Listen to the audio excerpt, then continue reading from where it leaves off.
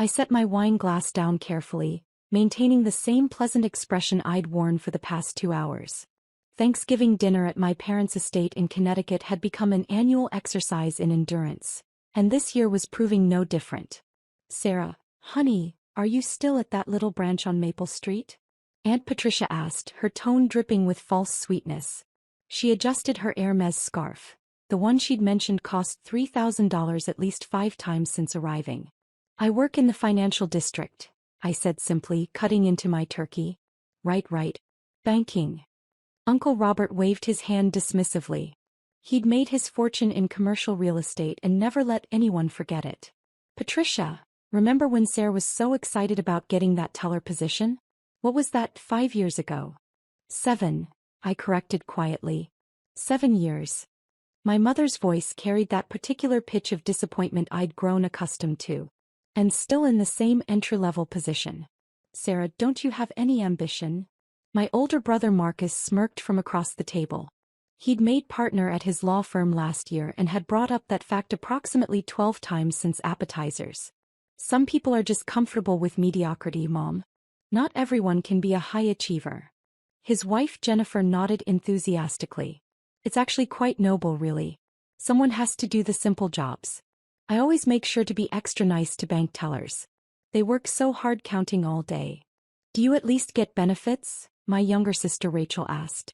She was 26 and had just launched her third startup, a cryptocurrency venture capital fund that she'd been explaining in excruciating detail for the past hour.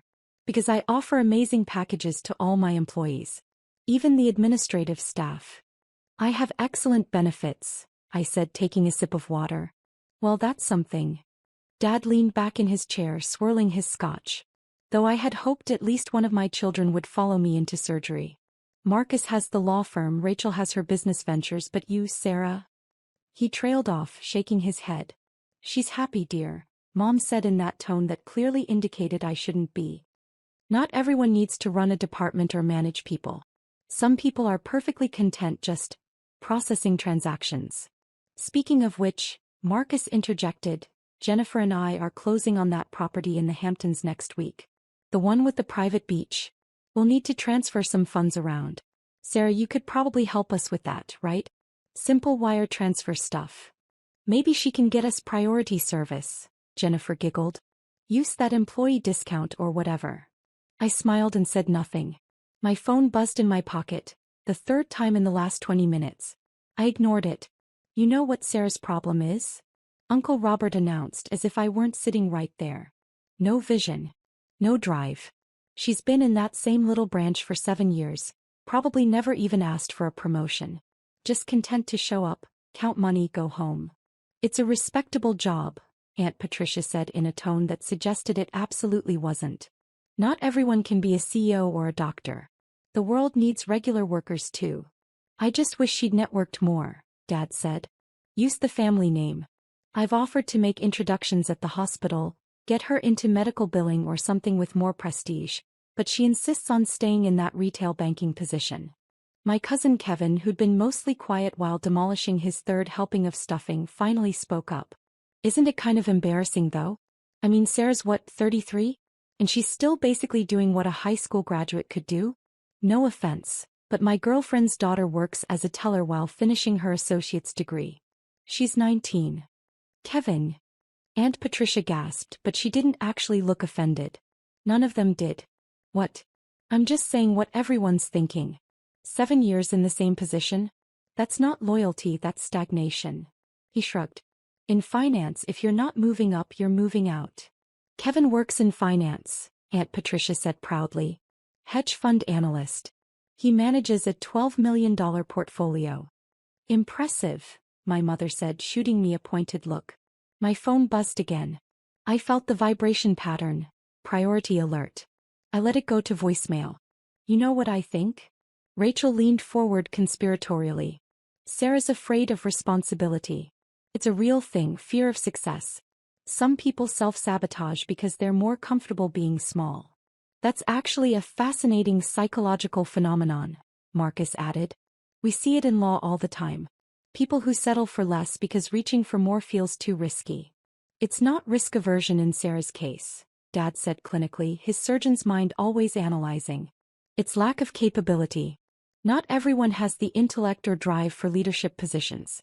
Sarah was always more of a B student. Solid, reliable, but never exceptional. There's nothing wrong with that, Mom added quickly, which somehow made it worse. We can't all be Marcus or Rachel. Someone has to be average. Jennifer was checking her phone. Oh, look at this. There's a new study about career stagnation and generational wealth. Apparently, children from privileged backgrounds who don't achieve at the same level as their parents often experience deep shame and... She looked up, realizing everyone was staring. Oh. Sorry, that was insensitive. It's fine, I said calmly. More wine, anyone? See, this is what I mean, Uncle Robert said. No fire. No passion. Just acceptance. Sarah, when I was your age, I was closing million-dollar deals left and right. I was hungry. You seem content. Content with counting pennies, Kevin muttered, earning a few snickers. My phone rang. Actually rang this time, not just vibrated. The ringtone cut through the conversation. A distinctive tone that made me reach for my pocket immediately. Sarah, honestly, Mom sighed. We're at dinner. Can't whoever it is wait. I looked at the screen. It was my direct line, the one only 7 people in the world had. I stood up. Excuse me. I need to take this. Probably her branch manager, Rachel whispered loudly, asking her to cover someone's shift. I walked into the hallway already answering. Williams. Director, I apologize for the interruption. It was James, my chief of staff. We have a situation. The merger talks with Continental Bank have collapsed. Their board is threatening to pull out of the entire restructuring deal. We're talking about a $50 billion portfolio at risk. I glanced back at the dining room where I could hear my family laughing about something. Details. Continental CEO just resigned. Effective immediately. Some kind of scandal. Their board is in chaos, and they're using the leadership vacuum as grounds to void the merger agreement. The Fed is concerned about market stability if this falls apart. Chairman Morrison is personally requesting your presence. Where is he? Here. In Connecticut. He's at the Fairfield Country Club with several Continental board members. He drove here himself when he couldn't reach you. Said he needed his best closer on this immediately. I processed this. Tell him I'll be there in 20 minutes. Director, he's asking if he should come to you. He said, and I quote, I'll drive to her front door if necessary. Sarah Williams is the only person who can save this deal. I closed my eyes briefly. Give me the address. I'll meet him there. I hung up and stood in the hallway for a moment, listening to my family's conversation drift through the doorway. Probably has to work Black Friday tomorrow. At least the hours are stable. Should have gone to business school like I told her. I walked back to the dining room.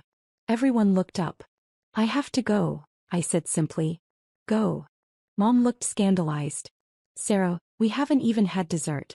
And it's Thanksgiving. What could possibly be so important? Work emergency. Dad laughed. A bank teller emergency? What, did someone deposit a check wrong?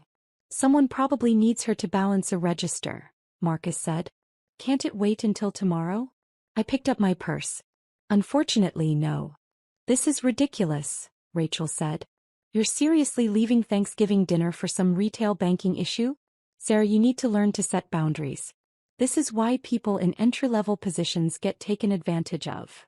Let her go, Uncle Robert said dismissively. If her little branch is that desperate, she should help out. It's not like she has anything important planned tonight. I was halfway to the door when I heard the cars pull up outside. Multiple cars. The kind of vehicles that don't just pull up to random houses in Connecticut. My father opened the front door first, probably to complain about the noise. He froze. I watched from the hallway as 3 black SUVs parked in the circular driveway. Security personnel stepped out first, doing what security personnel do. And then a man I recognized instantly stepped out of the middle vehicle. Chairman Morrison of the Federal Reserve. Flanked by 2 Secret Service agents. Oh my God, my mother whispered. Is that? What is the Federal Reserve Chairman doing here? Marcus said, his voice climbing an octave. Chairman Morrison walked straight to the front door. My father stood there, mouth open, as one of the most powerful financial figures in the world approached our family home. I apologize for the intrusion, Morrison said in his distinctive voice, the one usually heard addressing Congress or being quoted in the Wall Street Journal. I'm looking for Director Sarah Williams. I was told this was her family's residence. The silence in that foyer was absolute. Director. My mother's voice was barely a whisper. Morrison looked past my father and spotted me in the hallway. His face relaxed. Sarah. Thank God. We have a situation. I walked forward calmly. Chairman Morrison. I was just heading to meet you at the club. No time. The Continental Board is fracturing as we speak. We need you to take control of this negotiation immediately. You're the only regional director they trust, and honestly, you're the only person in the Federal Reserve System I trust to close a deal this size under this kind of pressure. My entire family was staring. Dad's face had gone pale. Marcus looked like he might faint. Regional director? Rachel said faintly. Morrison glanced at her, then back at me. I'm pulling rank here, Sarah. I know it's Thanksgiving, but we have a $50 billion portfolio at risk and a potential market panic if this merger falls apart. Continental's board is threatening to liquidate assets. The entire northeastern banking sector could destabilize. I understand, sir. I kept my voice level, professional. I'll need my briefing file and the latest board statements. Already in the car. Morrison gestured to one of the SUVs. We have a full team standing by. Treasury is monitoring. The FDIC has been alerted. But Sarah, they've specifically requested you. Continental's board chair called me personally and said if anyone can salvage this, it's you. They trust your judgment on institutional restructuring. Give me 5 minutes to get my materials. I walked past my family to the staircase. No one said a word. I went to my old bedroom where I kept my secure laptop and briefing documents for emergencies just like this. When I came back down 3 minutes later, my family was still standing in the exact same positions, watching Chairman Morrison make calls in our foyer. Director Williams, one of the Secret Service agents said, holding open the SUV door. I paused at the doorway and looked back at my family. My mother's hand was over her mouth. My father was gripping the doorframe. Marcus, Rachel, Jennifer, Kevin, Uncle Robert, Aunt Patricia. All of them frozen in various states of shock. Director. My mother finally managed. Sarah, what is he talking about? Chairman Morrison ended his call and turned to my parents. I apologize for interrupting your holiday. Your daughter is the regional director of the Federal Reserve Bank of New York. She oversees banking operations and financial stability for the entire northeastern United States. Her portfolio includes supervision of roughly $50 billion in assets and oversight of 312 financial institutions. He checked his watch. And right now, she's the only person who can prevent a banking crisis. 50 billion? Dad whispered. Regional director? Marcus said. But she works at a branch on Maple Street. I smiled slightly. I own the building that branches in, Marcus, along with 47 other properties in the financial district. The Federal Reserve Bank of New York is headquartered in Manhattan. I've worked there for 7 years. You said you were a teller, Rachel accused. No, I corrected gently. You all assumed I was a teller. I said I worked in banking. Which is accurate. Morrison was pulling up something on his phone. Sarah, the Treasury Secretary, just texted. She wants you to loop her in the moment we have a preliminary agreement. She's standing by. Understood. I looked at my family one more time. I'll call tomorrow. Enjoy your dessert. I walked out to the SUV. Behind me I could hear multiple conversations erupting at once, but the soundproofed door closed, cutting them off. Your family didn't know? Morrison asked as we pulled away. I don't discuss my work at family gatherings. He laughed, a genuine sound. Sarah, you're managing one of the largest regional banking portfolios in the country. You've personally overseen 4 major mergers in the last 3 years. You testified before the Senate Banking Committee last month. How did they not know? They never asked what I actually did. They assumed and I let them. Morrison shook his head, amused. Well, they know now. Now let's talk about Continental. Their interim CEO is completely out of his depth. The board is split 3 ways on how to proceed. And we have about 2 hours before Asian markets open and this becomes a global story. I opened my briefing file, my mind already shifting fully into director mode. Behind us, my family's house disappeared into the distance. The Continental Bank board meeting was held in a private room at the Fairfield Country Club. By the time we arrived, the situation had deteriorated further. The board members were seated around a large conference table, most of them looking exhausted and angry. Several were on phones. The tension in the room was palpable. "Gentlemen," Morrison said as we entered, "Director Williams is here." 12 faces turned toward me. I recognized most of them. I'd worked with Continental's board on previous regulatory matters. James Hartwell, the board chair, stood up immediately. "Sarah. Thank God." He looked genuinely relieved. "This whole situation is a nightmare." I set my briefcase down and took the seat Morrison indicated at the head of the table. "Walk me through what happened in the last 3 hours." For the next 40 minutes, I listened as the board members explained the implosion.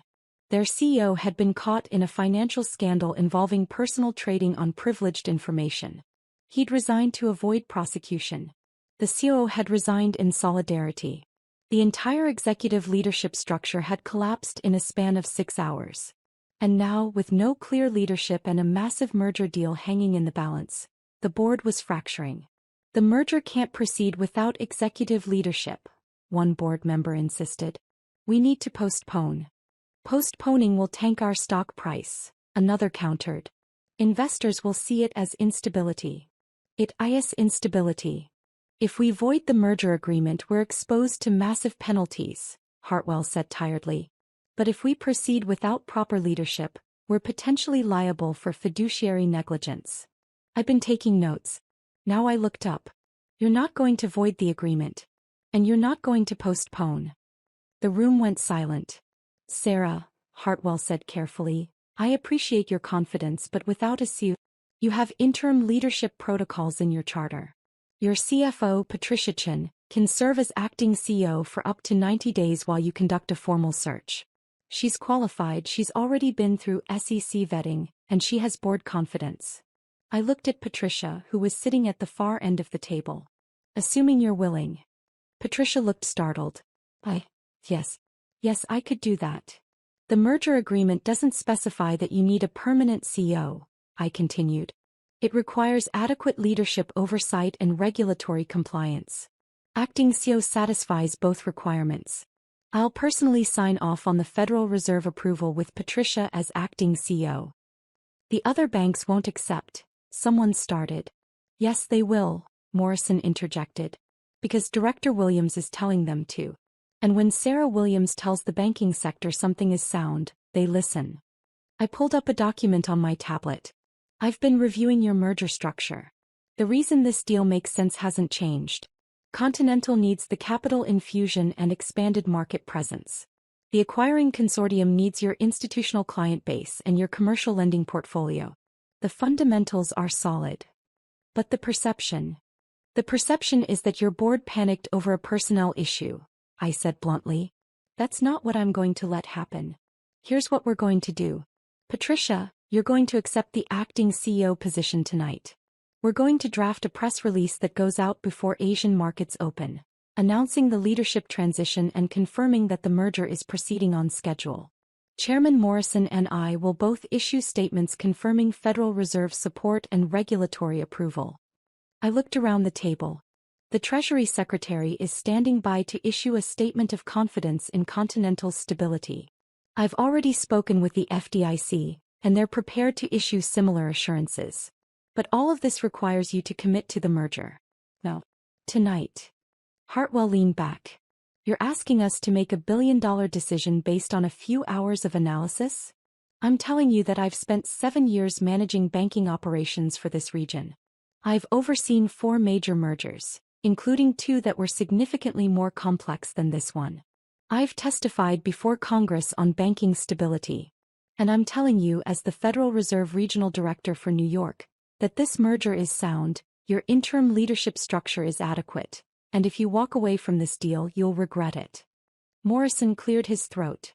"I'll add that Director Williams has a perfect track record on merger recommendations. 100% success rate. When she says a deal is sound, it's sound." The board members exchanged glances. Several phones buzzed simultaneously. "That's the Asian markets opening in 15 minutes, I said. If there's no statement from Continental confirming the merger, your stock price drops. The uncertainty spreads. By tomorrow morning you'll have a full-blown confidence crisis. Is that what you want? Hartwell looked at Patricia. Patricia, are you comfortable with this? Patricia's chin straightened in her chair. Yes.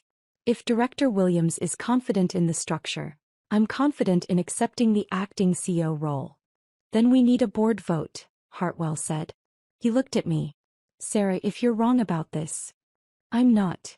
The vote took 7 minutes. It was unanimous. Morrison was already on the phone with the Treasury Secretary before the last hand was raised. I opened my laptop and began drafting the regulatory approval documents that would need to accompany Continental's press release.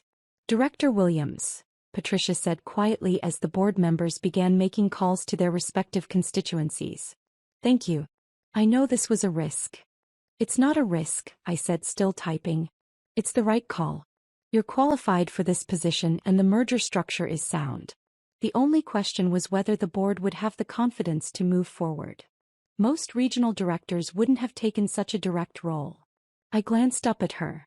Most regional directors don't like seeing well-structured deals fall apart because of panic.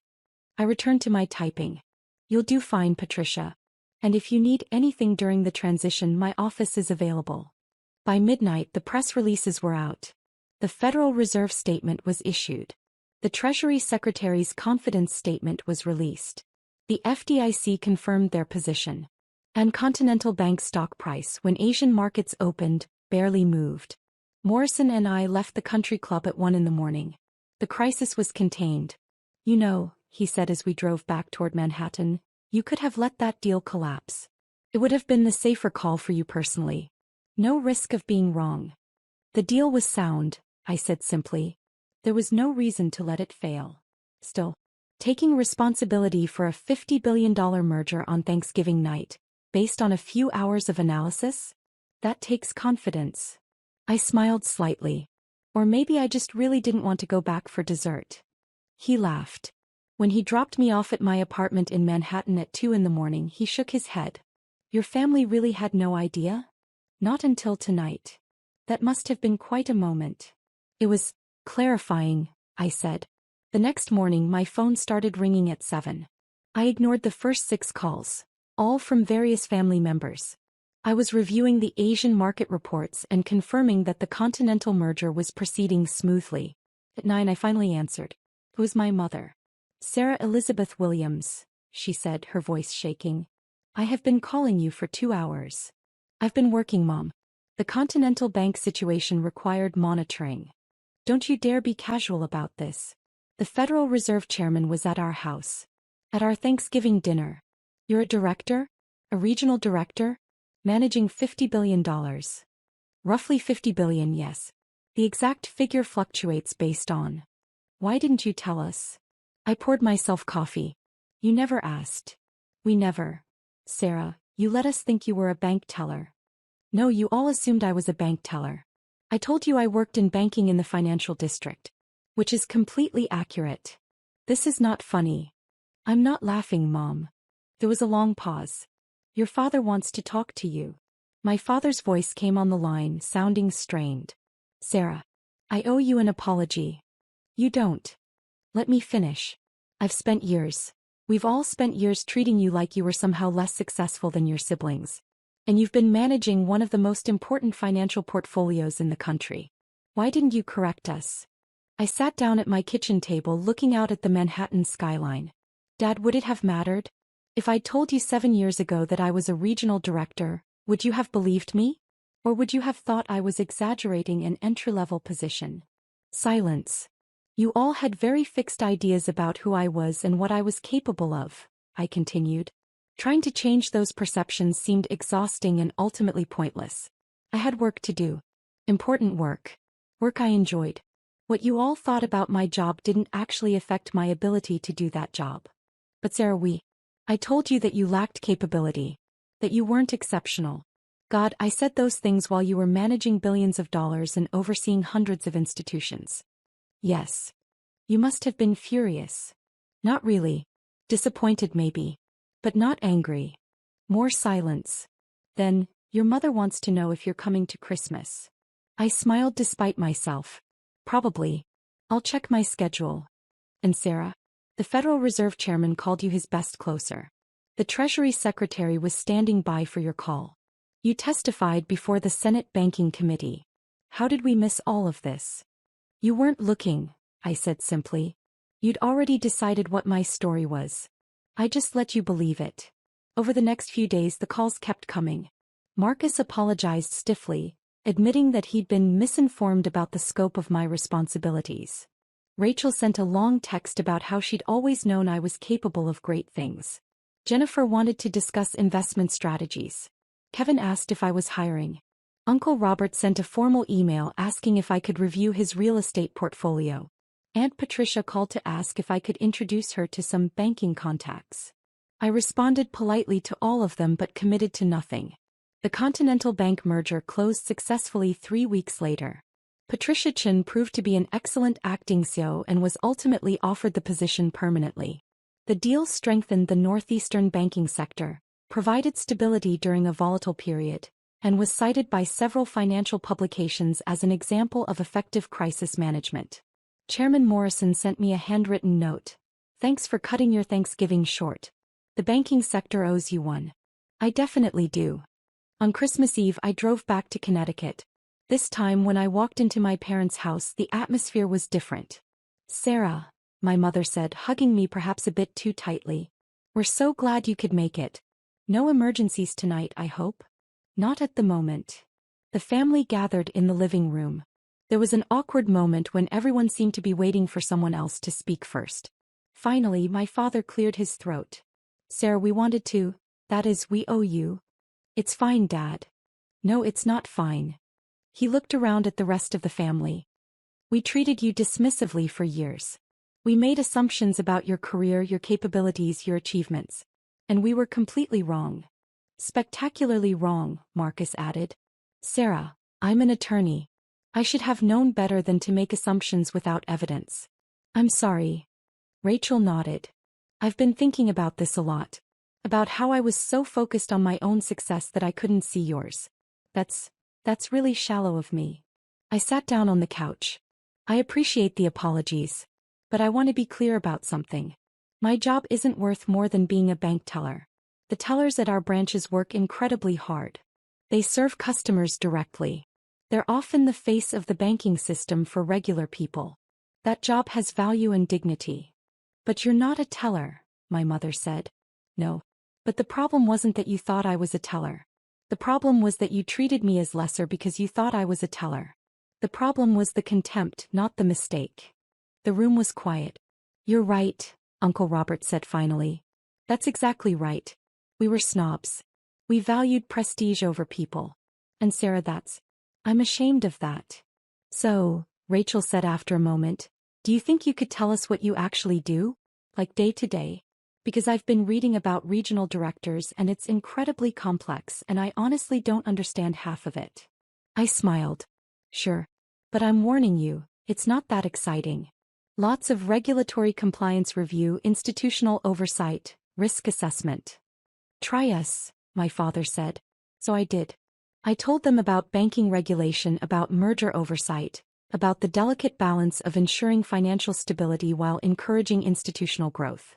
I explained how the Federal Reserve System works, how regional directors coordinate with the broader financial regulatory framework, how we monitor everything from individual bank solvency to systemic risk. They listened, actually listened, asked questions, tried to understand. It wasn't perfect. Old habits die hard and there were still moments of awkwardness. But it was different. Better. At the end of the evening as I was preparing to leave, my father walked me to my car. Sarah, he said quietly, I spent years pushing you to follow my path. To be a surgeon. To work in medicine. But you found your own path. And it's extraordinary. It's just banking, Dad. No. It's not just anything. He hugged me, something he rarely did. I'm proud of you. I should have said that years ago, but I'm saying it now. I'm proud of you. I drove back to Manhattan that night thinking about assumptions and perceptions, about the stories we tell ourselves about other people. About how easy it is to miss what's right in front of us when we've already decided what we're looking at. My phone buzzed with a priority alert. Another situation developing. Nothing critical but something requiring director-level attention. I smiled and headed toward my office. Some things after all never change. The work continues. The responsibility remains. And somewhere in Connecticut, my family was probably still processing the fact that their bank teller daughter had spent the evening explaining financial regulatory policy like it was second nature. As it was. It always had been. They just hadn't been looking.